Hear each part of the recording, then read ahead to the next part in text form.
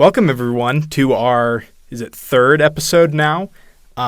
We're super excited to be joined today by Sasha Barish to talk about languages and how languages change. So, Sasha, would you like to introduce yourself a little bit? My name is Sasha. I taught a class called How Languages Change at Wave last summer. I'm currently a first year master's student at Rutgers University in the classics department. When I taught at Wave, I had just finished a major in classics and linguistics at Harvard. Uh, yeah. Rutgers, that's amazing. I actually, my family, they went to Rutgers, so yay. Um, so linguistics, like that was what you're majoring in. What are you doing now with linguistics? Where are you wanting to head?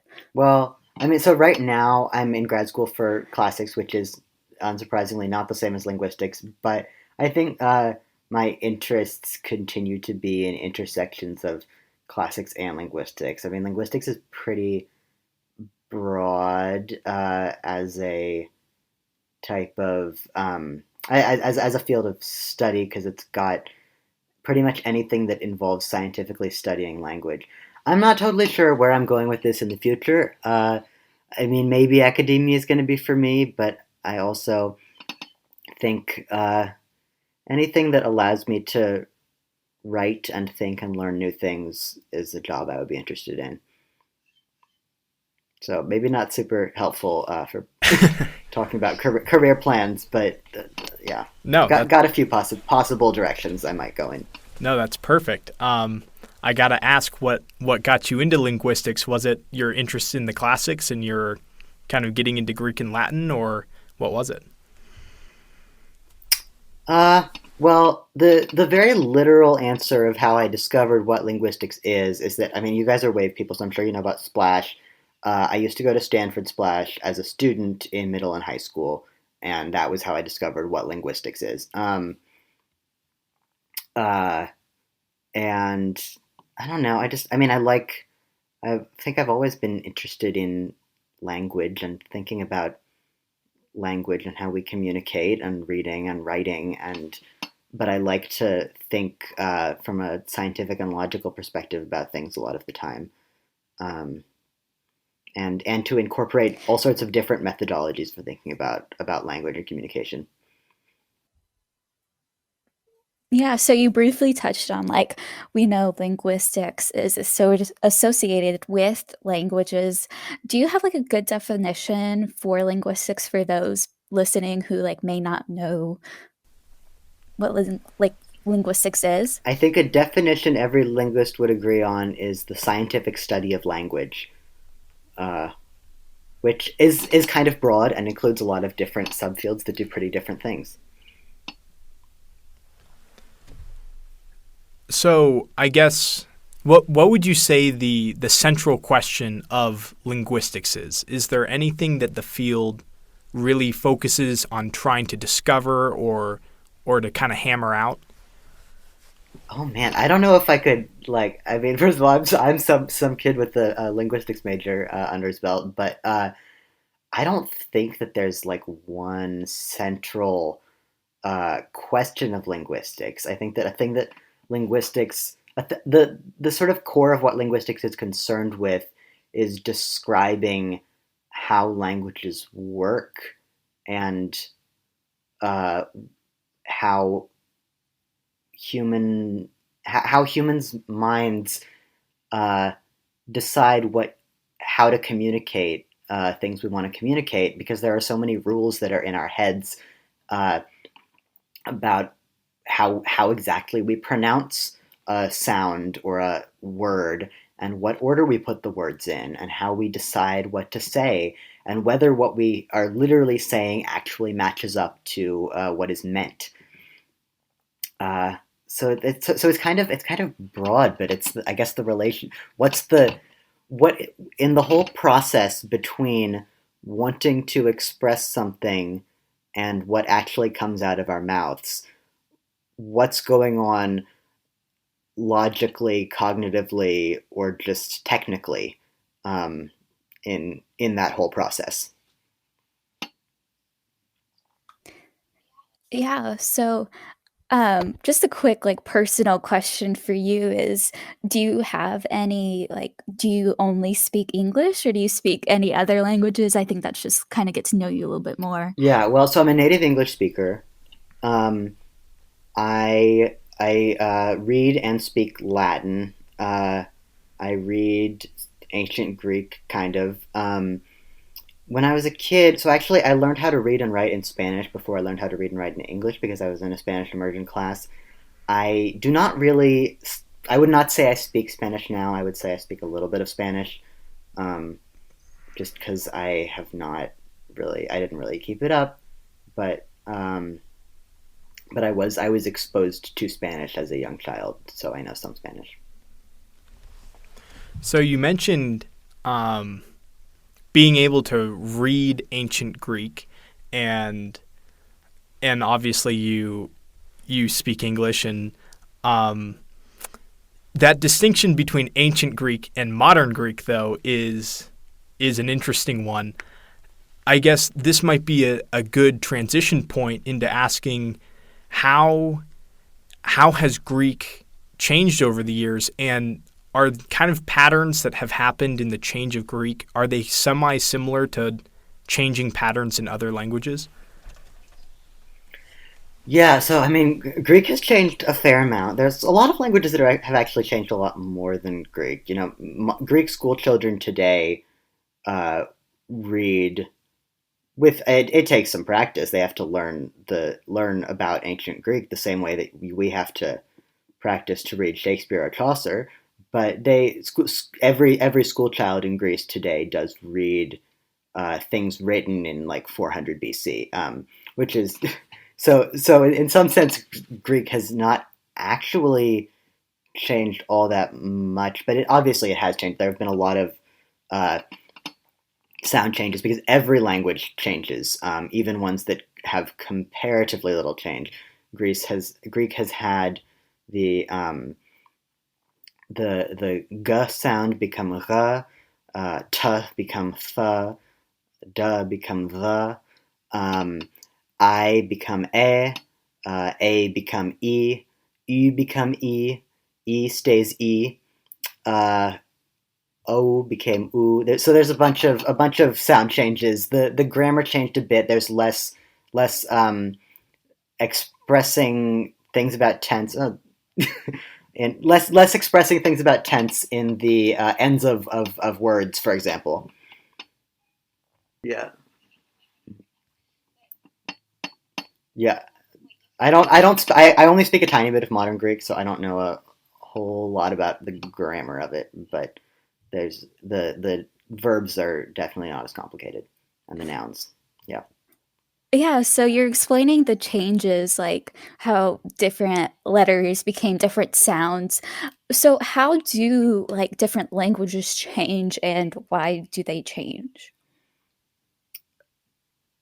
I mean, one way that people would describe this is that uh, when a kid, or I guess a non-native speaker, is learning a language for the first time, they hear what the people around them say, and they mimic what the people around them say. But the mimicry is not perfect. Uh, so there are small changes, and over generations, those small changes build up. Um, those small changes accumulate into larger changes. It's kind of, in a lot of ways, analogous to evolution of animals and plants and other living creatures. It's not a perfect analogy. Don't come for me. It's not a perfect analogy, but in thinking about how there's from one speaker to the next, there's can be a small amount of variation, and people will still understand each other.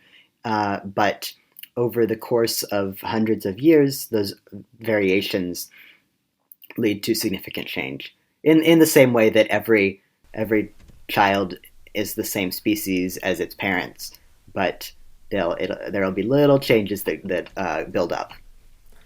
So I kind of have to ask, you mentioned that Greek school children with some practice can read in ancient Greek, and you kind of compared that a little bit to how native English speakers, if they practice a little bit, can read Chaucer. Um, if I remember correctly, Chaucer wrote around 700 years ago, and he's pretty tough to read as a native Yeah. English speaker. How is there a reason why, you know, we can read, say, 700 years back with some practice, but these Greek school children can read over 2,000 years back with some practice? Is there a reason why these languages seem to have evolved at different rates? I don't know if I'd say that it's languages necessarily evolving at different rates. Part of it is that that's the curriculum, uh, and we can read any language if we practice, and we don't actually have language all that. We don't have English written as far back as the Greeks have Greek written far back, uh, but um, we there are some and these and any causal things for why specific aspects of a language change a lot in a certain period of time uh, are not going to hold for all languages, and it's not like all like this exact same historical context will lead to the same amount of language change. But there are some things that can tend to make there are things that can tend to make languages change a lot. Like if you have a lot of non-native speakers start speaking a language, people are going to have accents, and those accents are going to lead to a lot of and then the kids of those people who have accents, they'll be a little bit influenced by those accents, um, and new words will be brought in. You know, the reason we can't read Old English, if you look at Beowulf, modern English speakers cannot understand it at all, and that's because you had new groups of people come in that changed the way it was pronounced. You had those people brought new words from French, um, and because also sometimes when certain changes happen, they will trigger other changes. They'll trigger sort of a domino effect. If you're which is what happened in English with vowels. Um, between Chaucer's time and our time, I believe. Although I'm not an expert on the history of English. Um, but what happens is that if you have one vowel that starts moving in the mouth, in where your tongue physically is when it's pronounced, it's gonna sound a little more similar to another sound, and either the two sounds will merge together, or or the other sound might move away, um, which is and sounds moving away from other sounds is such that all the sounds kind of go around in a circle. Is exactly what has happened in English. Okay, so I guess that would bring us to how different dialects and a certain language will actually separate itself into a new language. Could you maybe give an example of one? Yeah, I mean, well, so going back to the stuff I said before. I don't mean to imply that language change is necessarily. I don't mean to imply that language change is predictable, or that it's always or even usually influenced by non-native speakers, because for the most part, language change is a thing that will always happen, and we can't really predict what exact changes will happen and at what rate. So just to clarify that, um, I was just explaining some trends that we see in kind of historical factors that have made English be so uh, that have made English change so much in the past 1,000 years. Um, but your question was about how we distinguish different dialects from each other. Yes, and then how, like, a new language comes to be, like, at what point do we say, "Okay, this is now a new language?" Yeah. So I think this again is a place where the evolutionary biology analogy kind of works, in that there's not going to be an exact dividing line. And I think even more so than evolutionary biologists, linguists aren't really concerned with uh, drawing the lines between one language and another. But dialect is a term we use for varieties of language that are not too far from each other, and languages are terms we use for varieties of language that are further from each other. I think one dividing line you can think about is mutual intelligibility. When you're thinking about, if you're thinking about two varieties of language where the peoples communicate only within themselves or communicate more within themselves than with one another, they're gonna the changes that accumulate in them are going to be different, so they're going to get a little bit more different over time. And one sort of dividing line we can think about where it's pretty clear that these dialects have diverged a lot is whether the people can understand one another. But that's not a hard boundary. There's partial mutual intelligibility. If you're an American English speaker, you can probably understand Scots decently well, but not everything that they say. Or like a lot of British accents, if you're an American English speaker, are hard to understand, but if you put a lot of energy into understanding some of these accents. I mean, I'm sure you've all heard an accent that you can kind of understand, but it takes a lot of work to understand what's being said. And so the dividing lines are not necessarily clear. And when we talk about calling a language Spanish or Portuguese or Serbian or Croatian, those dividing lines between languages are political and cultural and part of our construct of identity and nation as much as they are constructs related to as much as they are actual descriptions of linguistic features. There are languages that are very close to each other that are considered to be different languages because they're spoken by different countries or by peoples that don't like each other very much, or peoples that have very strong nationalist sentiments about their variety of language. And there are languages that are not intelligible at all, that get grouped together as related dialects for whatever reasons. Kind of going off of that last bit that you said where you were bringing in the effect of nationality on kind of language identification. As the world becomes more politically and economically connected, do you think we'll see more language convergence as these somewhat national identities start to break down a little bit? Or do you think people will kind of group back together again and try to, like, I don't know, protect their language? I don't think we're going to see languages stop being distinct from each other. Like, I mean, we are seeing the extinction of languages, and that is a thing that happens, and it's sad for people who have connection to their ancestral languages, and it's also sad for the scientific community. But the fact that lots of languages are going extinct and that people are having more contact with one another, doesn't actually, as far as I'm aware, as far as the current research suggests, lead to all the languages converging, because there are new forms of language that are also arising at the same time. And being separated by geography is not the only way of being separated. It's not the only way of people communicating more within one particular group than across groups. So I don't think we're going to see all the languages merge together.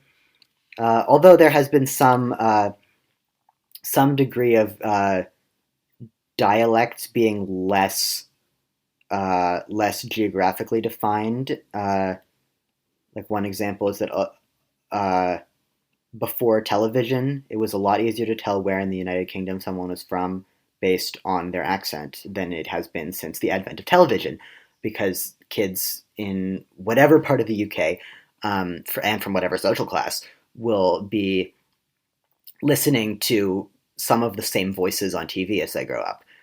But in addition to dialects, there are sociolects, that is, things that are not differences between language varieties that are not determined by where you live, but by who you talk to and who you are.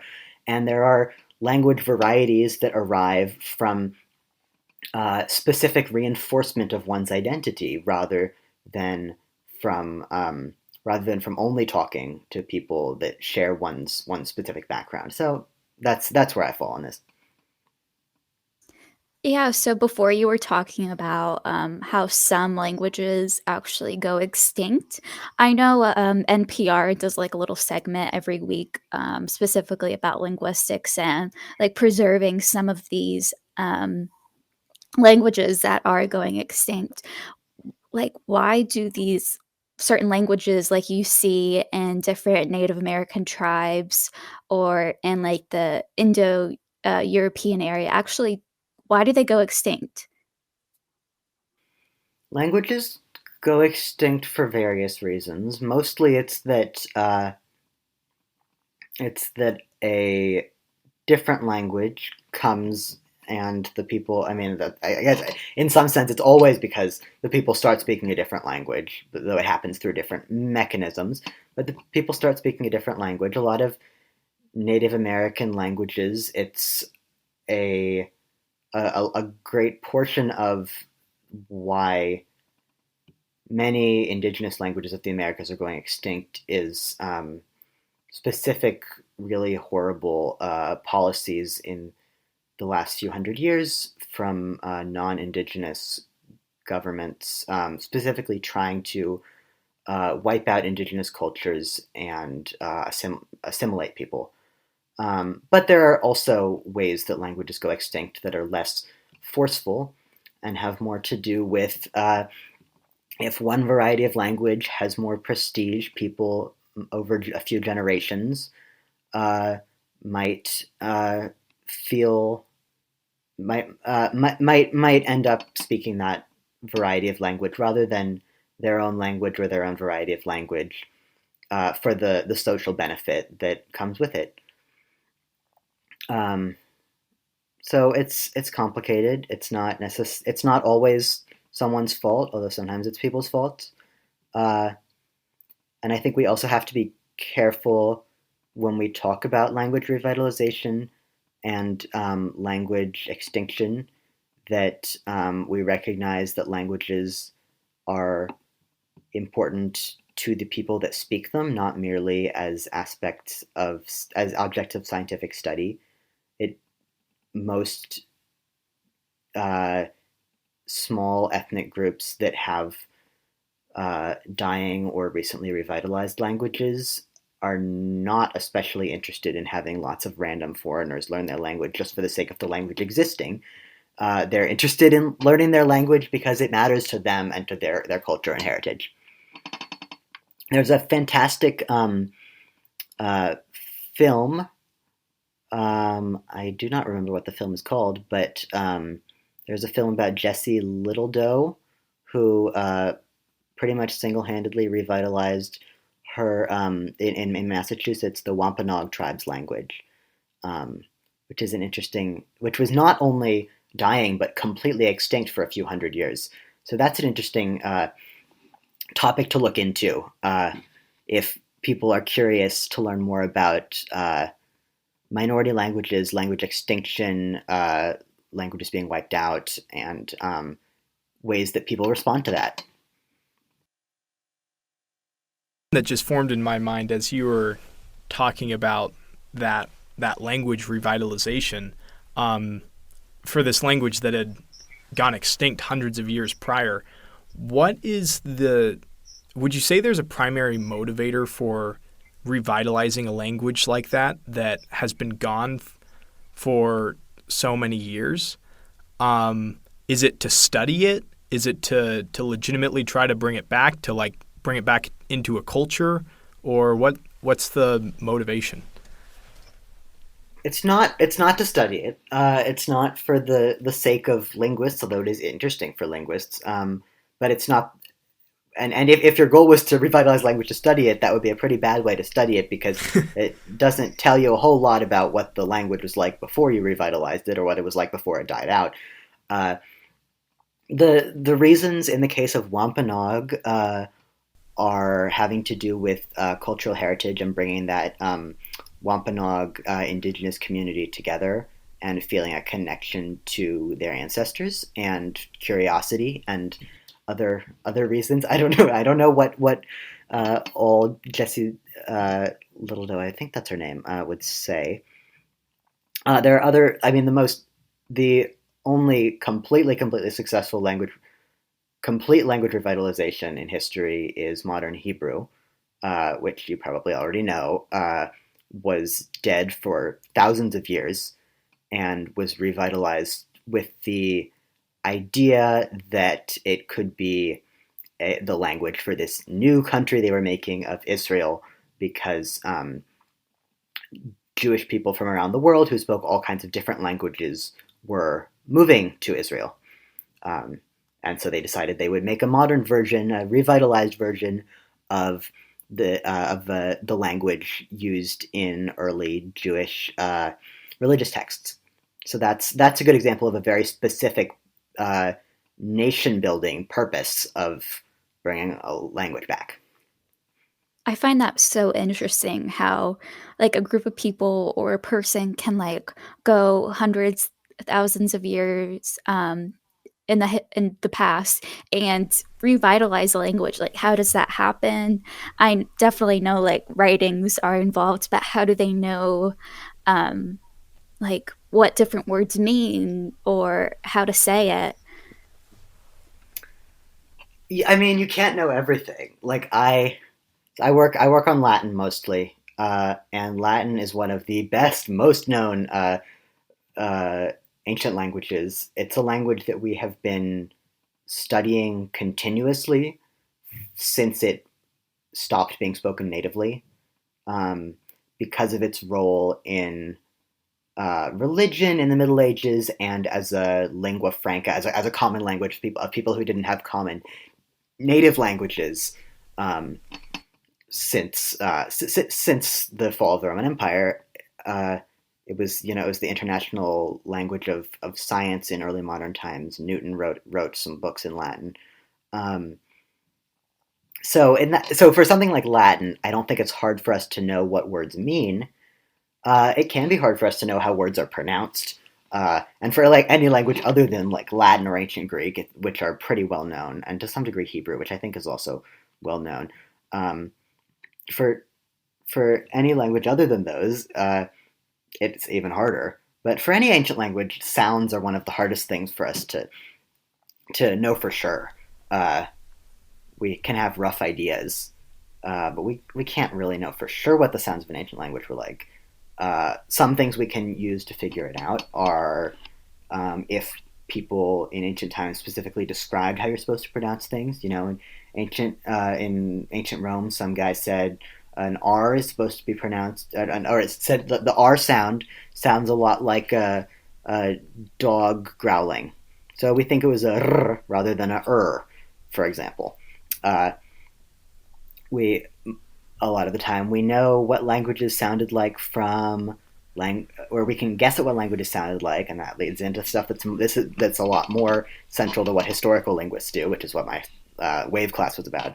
Um, well, we know what languages sounded like from their descendant languages. Latin has a lot of languages descended from it, and Latin also has traditions of pronunciation, uh, of people pronouncing not the Romance languages, but Latin, um, in these eras when people no longer natively spoke Latin, that we can use to guess at how it was spoken. And then we have another evidence for how things sounded is when something in one language was transliterated, written in different languages alphabet to describe to speakers of a different language in the time when that language was alive, what it sounded like.